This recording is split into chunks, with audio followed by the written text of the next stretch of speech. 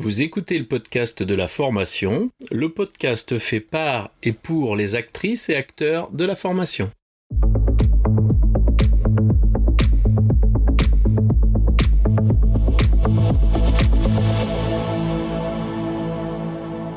Bonjour et bienvenue. Je suis ravi de vous recevoir sur le podcast de la formation, dédié aux formatrices qui souhaitent profiter de retours d'expériences terrain qui fonctionnent et de stratégies détaillées étape par étape. Chaque épisode vous permet de mettre en place des actions immédiates et d'obtenir des résultats efficaces et concrets. Bonjour Fatia. Bonjour Laurent. Eh bien écoute, je suis ravi de te recevoir aujourd'hui sur le podcast de la formation. Est-ce que tu pourrais, s'il te plaît, te présenter ? Oui, avec grand plaisir. Le plaisir est bien partagé de pouvoir se retrouver sur ce podcast. Alors, qui je suis ? Donc, Fatia Merchougui. Alors, pour les personnes qui ne savent pas, Fatia, ça a une signification ouverture ou les clés. Alors, très souvent, voilà, je serait peut-être les clés pour ouvrir ou pour fermer selon vos projets. Eh bien, écoute, mon métier, c'est vrai que je suis formatrice consultante, mais lorsque j'interviens auprès de mon public, j'aime à dire que je suis une travailleuse du savoir. Je considère effectivement mon public comme déjà des sachants et qui viennent justement développer, redynamiser, évoluer leur savoir-faire ou savoir-être.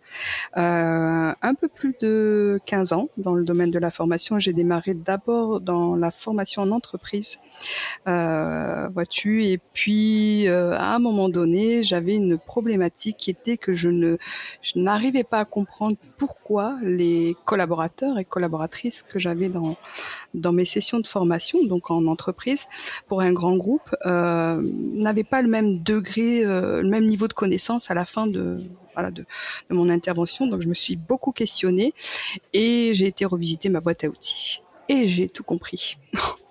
Je faisais tout ce qu'il y a de anti-pédagogique en fait dans ce type d'intervention. Donc voilà pour ma prise, d'où vient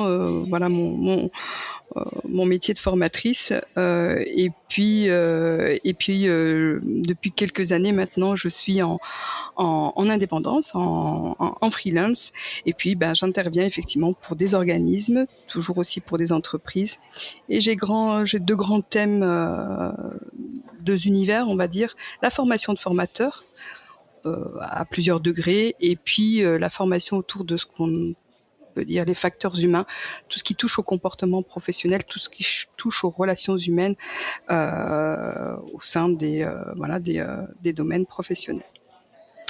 Qu'est-ce que je peux te dire d'autre ? Eh ben écoute, moi déjà, je trouve extraordinaire que pour un premier épisode, je suis avec quelqu'un qui est sur l'ouverture et les clés. C'est de bon augure. Et puis écoute, ton parcours qui est riche va nous promettre de beaux échanges, je crois.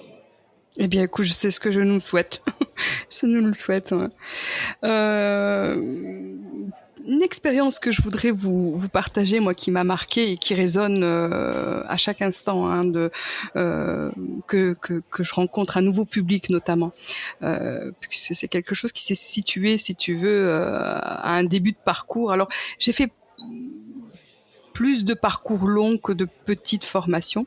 Enfin, ça m'est déjà arrivé d'intervenir sur des demi-journées ou des journées, mais majoritairement, effectivement, j'interviens sur des parcours assez longs et voire même certifiants. Et là, il me vient effectivement une expérience à vous partager et qui m'a amené à comprendre bien que nous avions des publics adultes apprenants, mais auxquels il fallait absolument quand même identifier leur style d'apprentissage.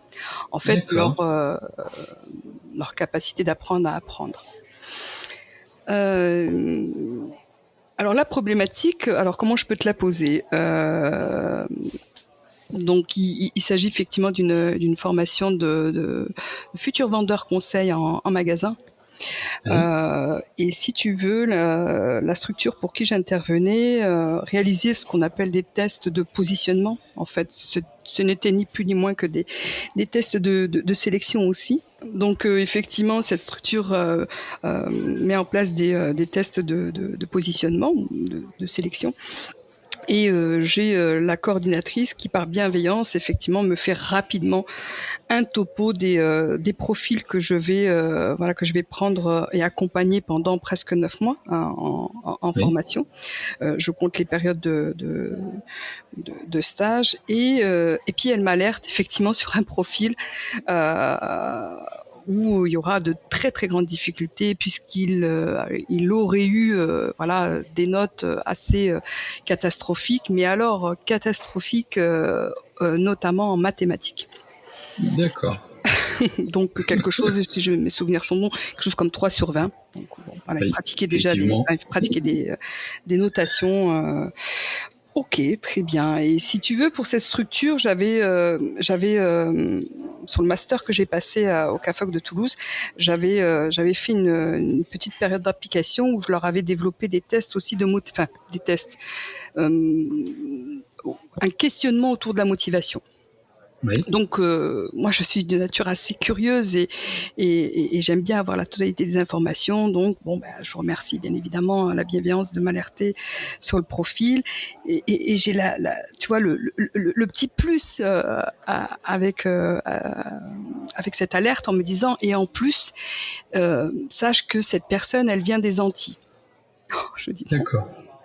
Ok, ça veut dire que elle met du temps, bien. Bon, bref, comme je fais d'habitude, j'essaie de récolter un maximum d'informations sans trop non plus parce que j'aime bien laisser la place aussi aux premiers jours de formation, aux Oui. présentations. Mais je vais quand même regarder ces fameux tests et je vais regarder tous les tests d'ailleurs. J'en avais 14 sur cette session et je regarde effectivement les tests mathématiques. Je crois qu'il y avait français, culture générale, etc. Et puis il y avait ce petit questionnaire de 4 questions qui les questionnaient autour de la motivation. Pourquoi ils étaient là, quels étaient leurs projets. Je les invitais à fermer les yeux, à se projeter, où est-ce qu'ils se voyaient, etc. Et si tu veux, ça a été un des seuls qui, en lisant ce qu'il a écrit, je voyais parfaitement où est-ce qu'il voulait aller. Quand, D'accord. où, comment, etc. Oui. J'avais toute l'info. Et donc le programme se déroule et vient le moment où j'aborde le module spécifique aux mathématiques commerciaux. Donc déjà je me dis c'est pas des mathématiques classiques que l'on va faire, ça va être quand même des mathématiques commerciaux.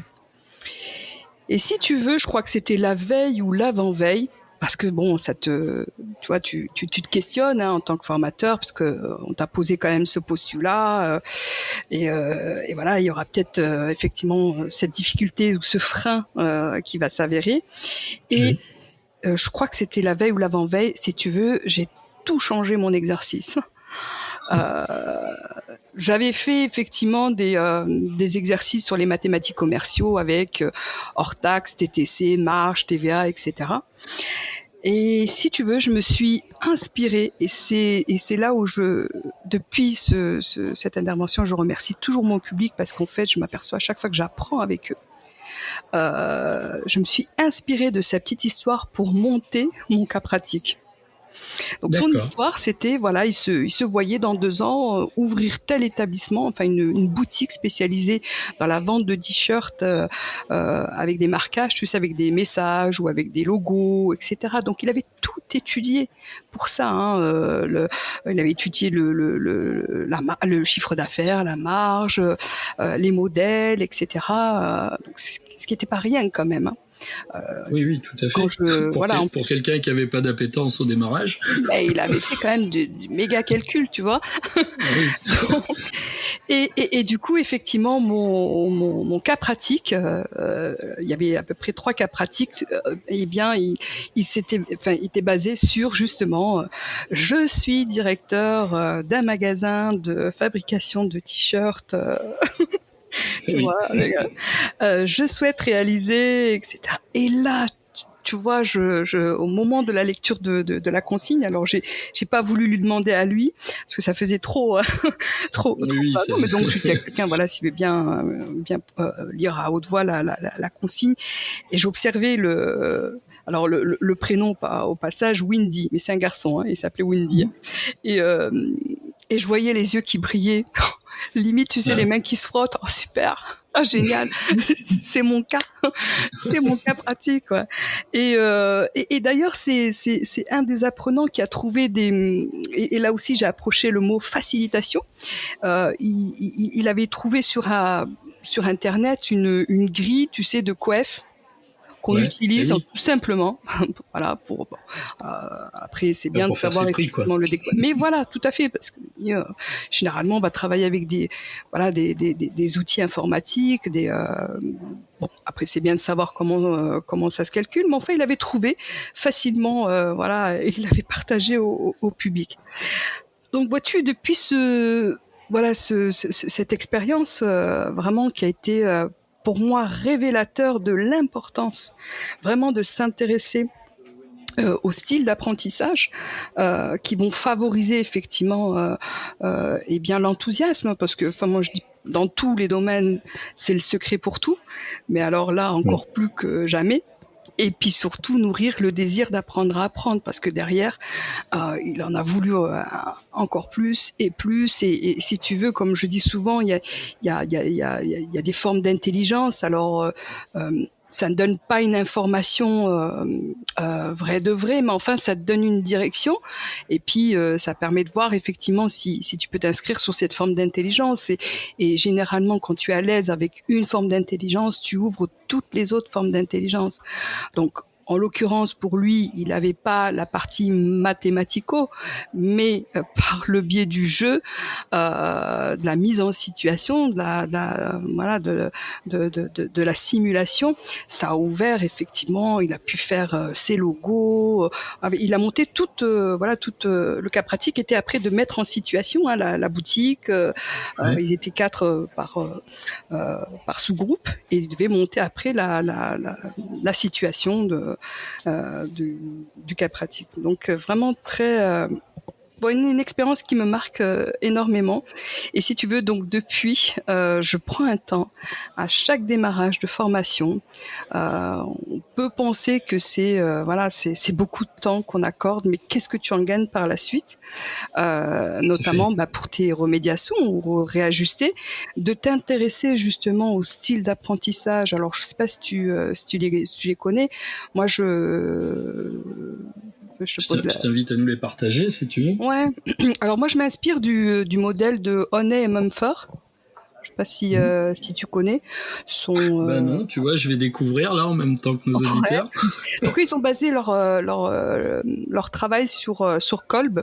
Peut-être que ça te parle un petit peu. Tu sais, la boucle d'apprentissage voilà. Donc ils sont partis de ces travaux-là.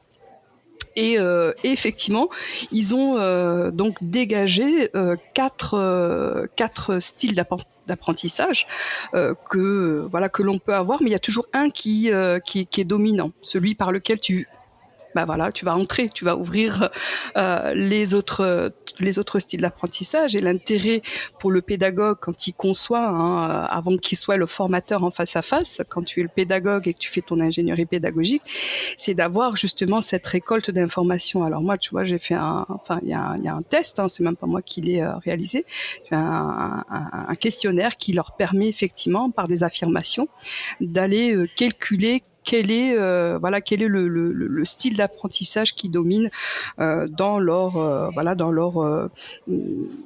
acte d'apprendre à apprendre. Donc tu as le actif. Là, effectivement, ça coule de source par le nom. Ce sont des stagiaires, tu sais. Tu as beau amener tout ce que tu veux en théorie, en contenu, eux, ils attendent qu'une chose, c'est la mise en situation. Oui. Je prends souvent l'exemple quand j'interviens à l'ENAC, des pilotes. Tu as deux cas de figure. Tu as le pilote qui lui a envie de savoir exactement qu'est-ce qu'il y a dans le kérosène ou à quoi correspond tel signal ou tel bouton, et puis tu as l'autre qui a envie que d'une chose, c'est de mettre les gaz, quoi. Oui, c'est ça. Voilà, et apprendre après. Donc ça, c'est effectivement le actif. Et quand je forme mes formateurs, je dis voilà, soyez bienveillants à l'égard de celui qui pourrait bâiller ou pas vous écouter. Il se peut, voilà, qu'il vous écoute, mais il attend qu'une chose, c'est l'atelier de cet après-midi, ou voilà, ou si vous l'avez positionné le lendemain, il attend en tout cas la pratique active.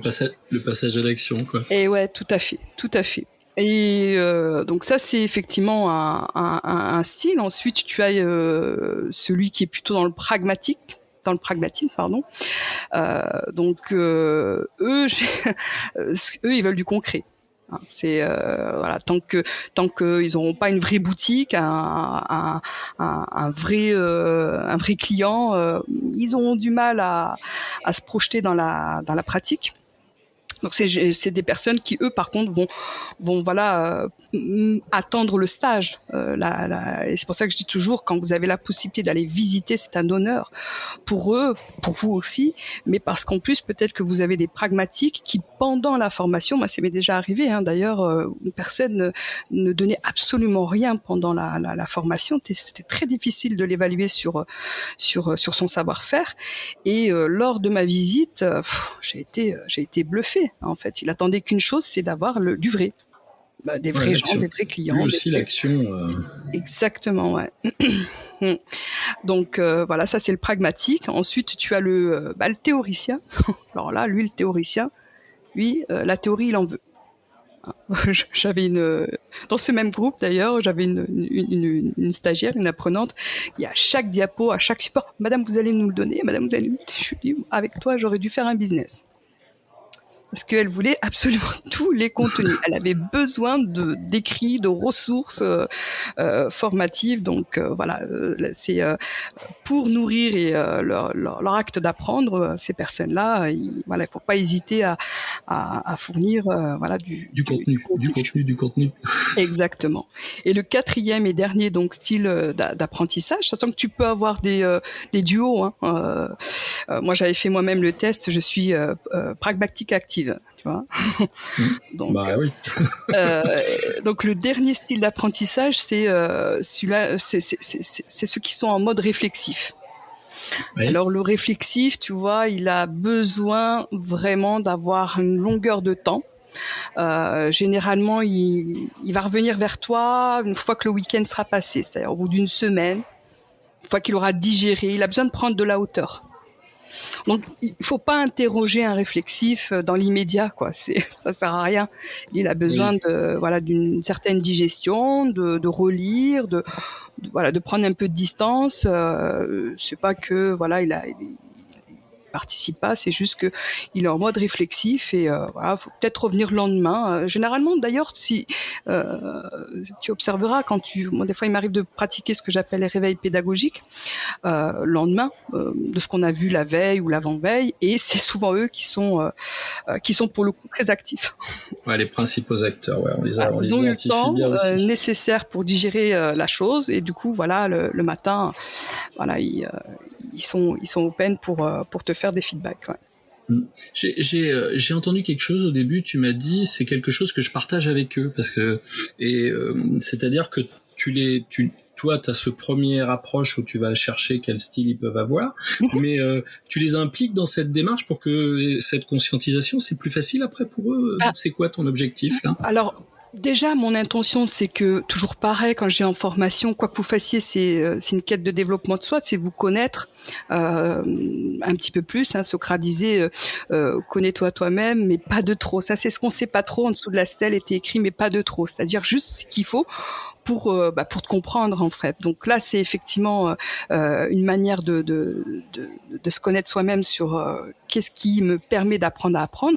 Et puis c'est aussi par bienveillance à l'égard du groupe, tu vois, d'éviter le jugement ou la critique, le jugement moralisateur ou la critique à l'égard de celui qui pose pas de questions. Tout à fait, oui. Parce que celui qui est en mode actif ou ou pragmatique aussi, ça peut être dans ce cas-là, mais c'est souvent l'actif. Voilà, pour rester actif, du coup, dans le temps théorique ou même dans la mise en situation, il va te bombarder de questions. Ouais. Et donc, t'as les autres qui disent, ah ben, ok, l'autre il participe pas, il pose pas de questions. Non, c'est peut-être qu'il voilà, il est plutôt en mode réflexif et il a besoin un petit peu de recul. Le théoricien, il va peut-être pas poser de questions parce que le formateur n'a toujours pas donné de support, n'a pas envoyé de contenu en amont sur lequel il peut suivre. On les voit, ceux-là, ils te le disent dès le début, madame, vous allez nous le donner, le support. Oui, bah oui. C'est la seule condition pour laquelle il va continuer la journée avec toi. Il lui faut une garantie qu'il a un support. Sinon, si tu dis non, il va aller sur Internet et commencer à chercher et à construire le support en même temps que toi tu amènes un contenu. Donc oui, c'est pour ça. Est-ce que je sais pas si j'ai répondu à ta question, mais c'était aussi pour voilà, ça fait partie un peu de la cohésion. Et comme souvent ils vont travailler en sous-groupe, il est important qu'ils se connaissent soi, mais qu'ils connaissent les autres, comment ils fonctionnent aussi, pour ne pas avoir justement ce jugement ou cette exigence, voilà, face à quelqu'un qui est théoricien, de lui, voilà, de le mettre sur une pratique, alors que voilà, lui c'est tant qu'il a pas, tant qu'il a pas cerné, nourri de théorie, ouais, il va pas. Moi, je reconnais énormément de profils, bien sûr, puisque j'accompagne aussi régulièrement des formateurs et puis des apprenants aussi. Hein, je retrouve tous ces profils. Moi, je voudrais, si tu veux, qu'on revienne sur cette espèce de préjugé de démarrage là. Ouais. Tu sais, où on va te dire déjà comment est la personne, et c'est quelque chose que moi je trouve détestable. Et du coup, j'adore ce premier rendez-vous, tu sais, un peu de découverte, quelque chose d'initial, quoi, pour me faire cette première impression. Et la question qu'on peut se poser, c'est effectivement, tu as repéré un cas, mais sur tes 14 personnes, là, si tu avais 3-4 cas, là, est-ce que tu as déjà essayé de voir comment tu pouvais, est-ce que tu combines justement, par exemple, des études de cas qui viendraient reprendre 2-3, entre guillemets, spécificités, comment tu t'y prends? Pour les autres du groupe.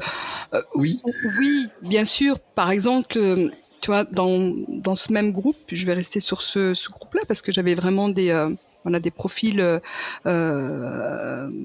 assez hétérogènes, on va dire. D'ailleurs, c'est majoritairement nos publics de plus en plus.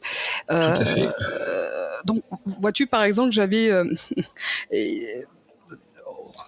quand tu démarres une formation, tu fais le tour de table et puis tu demandes éventuellement par rapport à, après avoir présenté un petit peu le programme, où est-ce que je vais les emmener. J'ai décliné les destinations par lesquelles on va passer. Donc j'aime bien quand même collecter éventuellement s'ils ont des attentes ou des besoins particuliers en fonction des thématiques. Tu vois. Et puis j'en avais un, son attente, enfin oui, on peut dire ça, c'est une attente.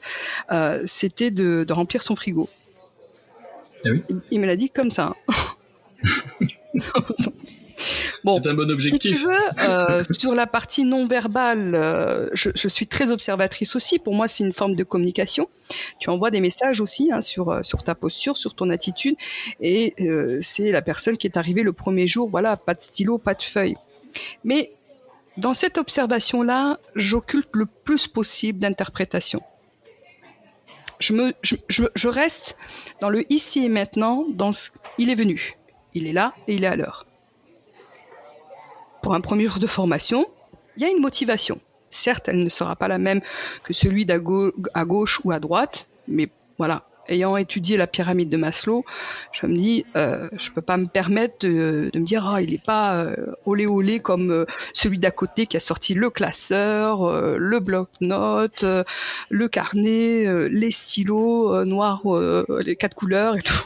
Voilà, c'est chaque être est unique et voilà. Et en tout cas, ce que je prends, c'est l'action. L'action, il est qu'il est là, et donc il me dit effectivement. Bah moi mon attente, madame, c'est que je puisse remplir mon frigo. J'essaie de creuser, je dis donc si j'ai bien compris, en fait, vous avez besoin que soit garantie la fameuse indemnité puisque c'est des formations financement région. Et donc, ils avaient une indemnisation de la région voilà, ou avec Pôle emploi aussi, un maintien en tout cas de ressources. De ressources. Et je prends l'attente, ouais.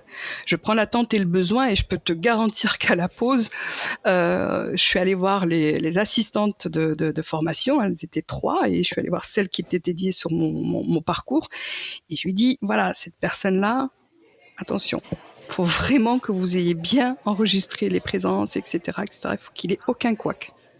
Oui, tout à fait. Parce que je pars avec lui de ça comme attente. Et vois-tu, c'est une attente le premier jour, et puis la formation se passe, et vers la fin, un peu comme ce qu'on échangeait sur les préparations aux certifications, j'avais mis en place pareil des blancs pour qu'ils puissent essayer.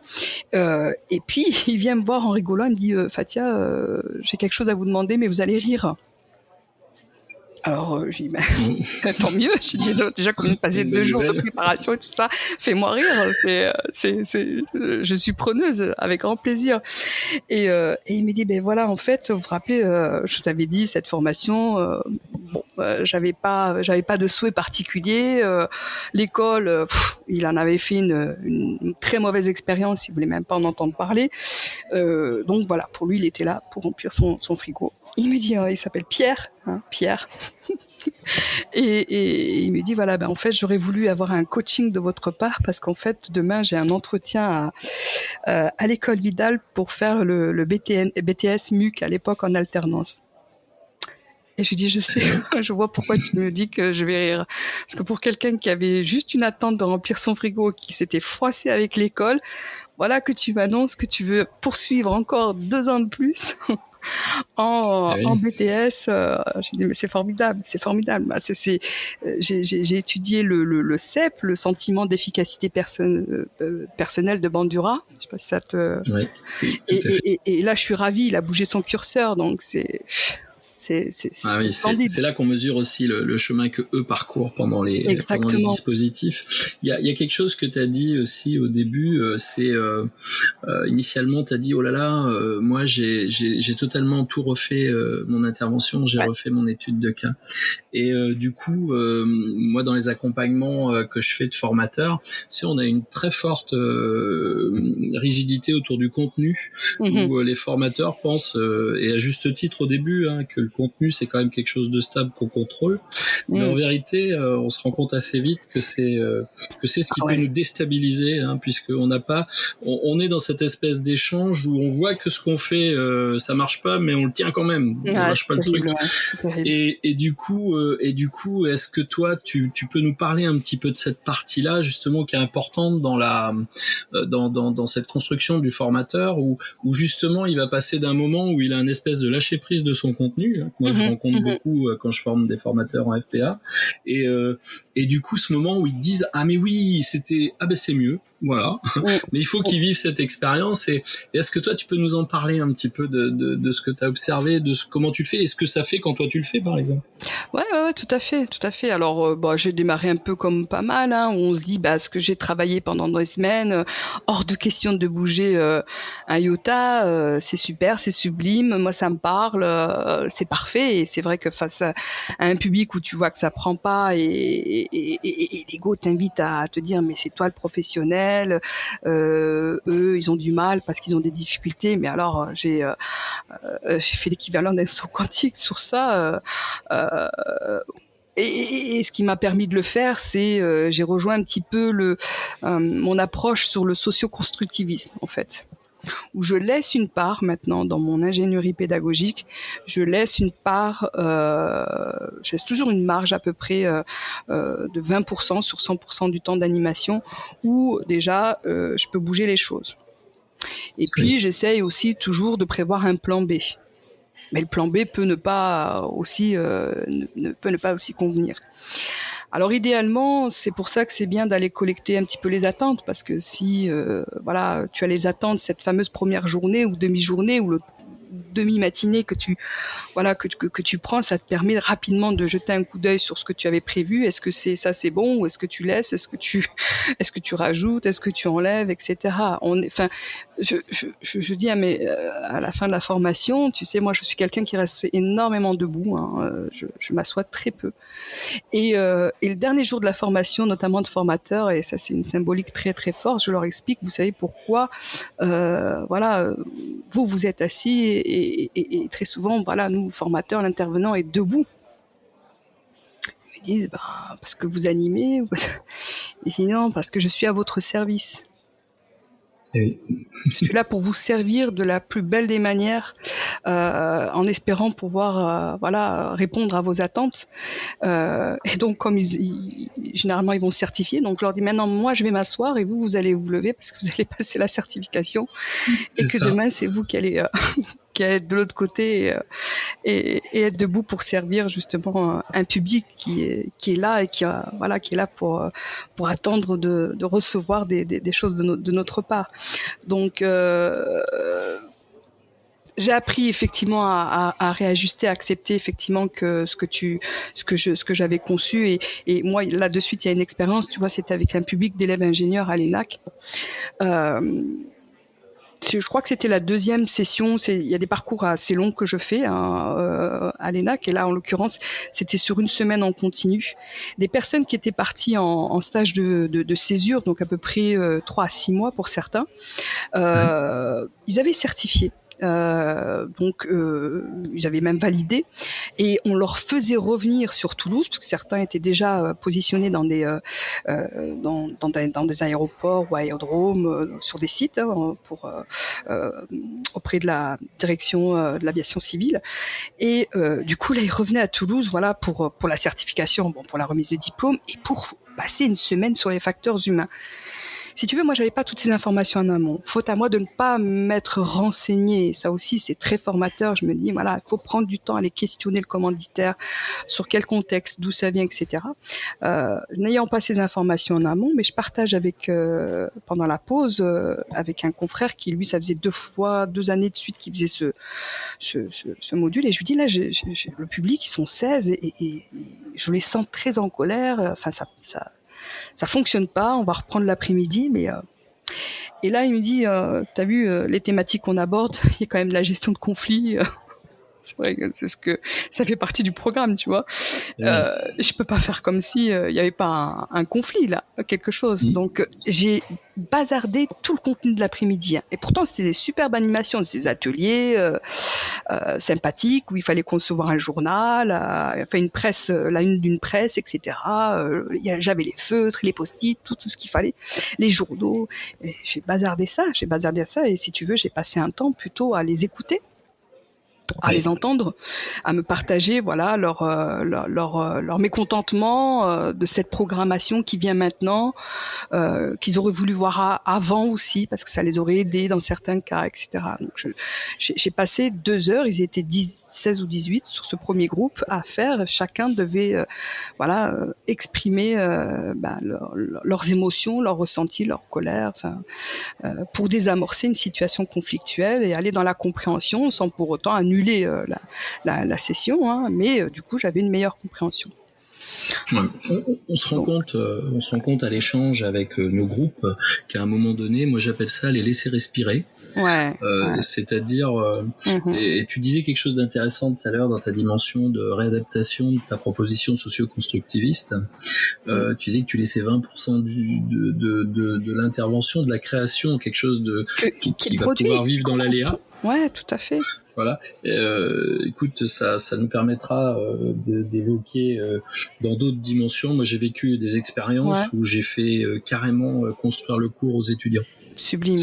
Ça donne des résultats hors du commun. Et ça sera un échange parce que c'est d'une richesse extraordinaire. Ah oui, et en vérité, quand on se dit qu'il faut être centré sur l'apprenant, au-delà de la centration, c'est partir de lui. Et là, je retrouve totalement tout ce que tu me décrivais, de dire, bah oui, écoute, il est différent, on a noté que, bah oui, mais tout compte fait, si on le regarde pas sous cet angle-là, ça va bien fonctionner. Et effectivement, on retrouve dans ces pratiques, et ça sera certainement le but de ce podcast, de venir échanger sur toutes ces petites finesses, de tout ce qui est pas écrit dans le manuel, en vérité. Tout ce qu'on a plaisir à regarder germer, pousser, et se dire oh super, et d'avoir quelque chose en termes de formateur qui est extraordinaire, c'est de dire ouais, mais du coup c'est pas moi qui ai fait, quoi, et j'ai accompagné. Et ça, exactement. C'est une citation, si tu veux bien, je vais te la partager. Moi, elle a fait sens en ma pratique. C'est une citation de Joseph Templier, le Templier, qui dit ainsi: accompagner quelqu'un, c'est se placer ni devant, ni derrière, ni à la place, mais c'est être à côté. Et là, quand tu as fait ce job, voilà, tu n'es pas dans l'assistanat, mais dans l'accompagnement. Et donc, les personnes vont vers de l'autonomie, grandissent. Moi, j'ai plaisir quand j'ai un stagiaire qui vient me voir, me dire en fait tout ce que vous nous avez amené, tout ça, enfin moi j'ai pu le voir, j'ai pu le trouver par en fait on n'a pas besoin de vous, tu vois. Et l'ego formateur aurait envie de dire oui, non, pas du tout, c'est et là je dis j'ai fait mon job. Vois, j'étais dans la même dimension. J'ai été content de dire l'autre jour à un groupe d'apprenants, qu'est-ce que je suis content que vous ayez pu apprendre bien au-delà de ce que je comptais vous enseigner. Et ça, c'est ça les vraies rencontres. C'est l'idée, c'est cette idée-là qu'on veut porter dans nos témoignages, dans notre podcast. Et je vois bien à ce premier échange avec toi que bah oui, on est là, on est dans cette réalité, et je vois vraiment du sens à partager ces expériences, à parler aussi de nos doutes, parce que quand on remet tout en question comme ça 2 jours avant, ça veut dire que on s'interroge profondément, sincèrement aussi, parce que lâcher son truc c'est pas facile, lâcher son contenu, lâcher son orga, voilà. Et du coup, il va falloir qu'on puisse, à travers ce podcast, à travers tous ces témoignages, et le tien on est d'une vraie force, montrer à quel point oser, essayer, alors se tromper aussi, parce que on a tous raté des trucs. Voilà, mais on n'a pas honte de ce qu'on a raté. Moi, ce que j'aurais honte, c'est d'avoir raté puis de re-rater après, encore pareil. Oui, c'est plutôt ça. Du coup, on apprend bien de nos erreurs. Chemin vers l'humilité, vraiment. C'est pour ça que les premiers jours, une fois qu'ils se sont présentés, je démarre en leur disant merci, parce que je sais d'avance que je vais énormément apprendre. Et là, ils me regardent avec des yeux ronds, ils disent on en est venu pour apprendre. Et ils le comprennent après. Je dis attendez madame, c'est pas ça, moi je viens pour apprendre, moi madame.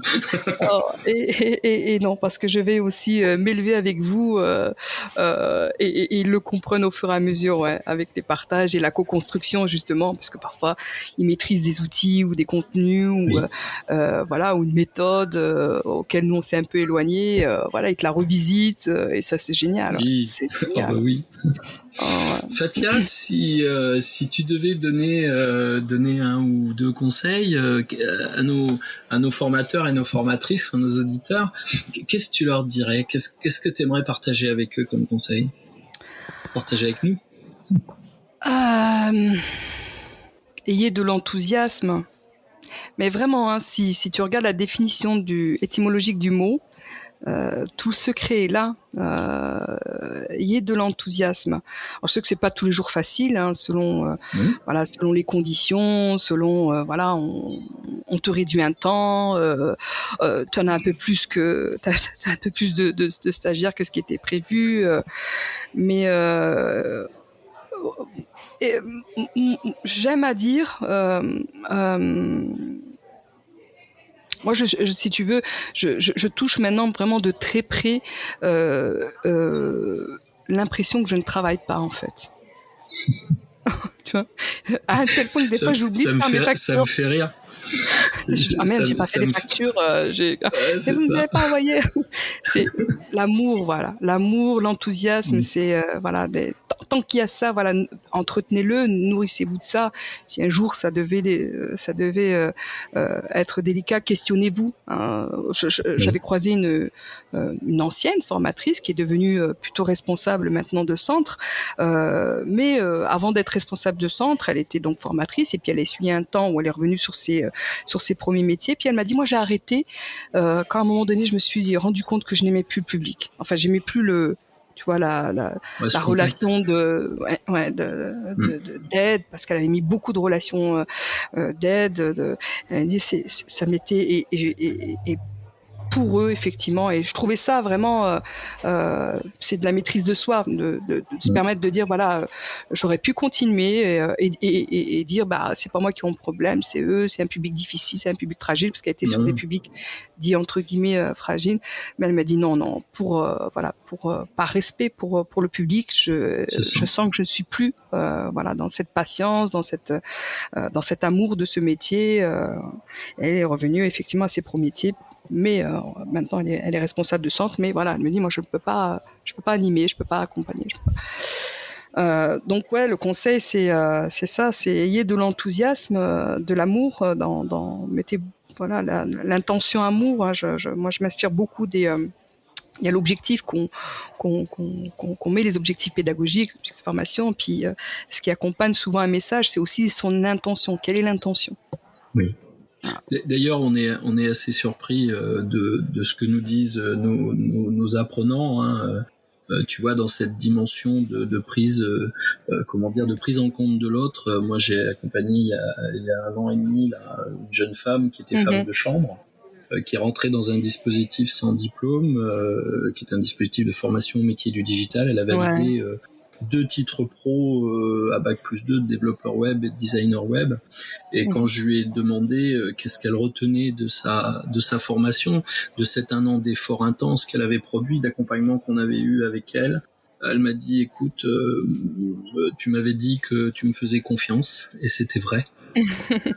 Et du coup on se dit oui, je crois que ça tient là-dessus, puisque tout le reste on l'avait, le contenu, mais justement les messages qu'on lui avait tout le temps envoyés, qui étaient des mauvais messages, hein, elle avait aussi fait de mauvaises expériences qui nourrissaient ce mauvais état. Et du coup qu'elle puisse me dire non mais tu m'avais dit que tu me faisais confiance, et c'était vrai. Ça nous apprend beaucoup sur notre métier. Et c'est vraiment dans ces dimensions-là, dans cette approche-là, hein, cette approche métier qui est pas une approche construite, technique, organique, technologique, non, il y a de la relation humaine, hein, quand même. Qui a besoin de tout ça, mais nous sommes avant tout des passeurs. Et dans ce que l'on passe, on doit passer justement cet amour, hein, cet échange, cet amour de ce que j'ai réalisé en tant qu'apprenant, cette fierté, cette notion de chef-d'œuvre qu'on va retrouver chez les compagnons, et qu'on doit valoriser au quotidien, hein, auprès de nos apprenants. Ils réussissent, il faut les encourager, il faut que ce soit... faut pas leur raconter la messe, ils attendent pas ça. Non, mais juste leur laisser le temps de célébrer aussi. Et c'est des temps importants dans la formation. Et ça, tous ces éléments-là, on y reviendra, je l'espère, à travers les échanges qu'on aura. Tu parlais de Kolb tout à l'heure, cette dimension réflexive qui va dire, voilà, pour comment je m'y suis pris, qu'est-ce qui fonctionne, qu'est-ce qu'il faut que j'améliore. C'est quelque chose de très important, et on pourra expliquer, nous, des processus où on va demander aux gens sur une demi-journée dans la semaine, d'échanger sur ce qu'ils ont fait, pourquoi on le fait, pourquoi on est dans ce parcours et à quel moment on fait ça et pourquoi on le fait. C'est aussi important que de le faire tout comme fait. Bien sûr. Bah, c'est ce que je souvent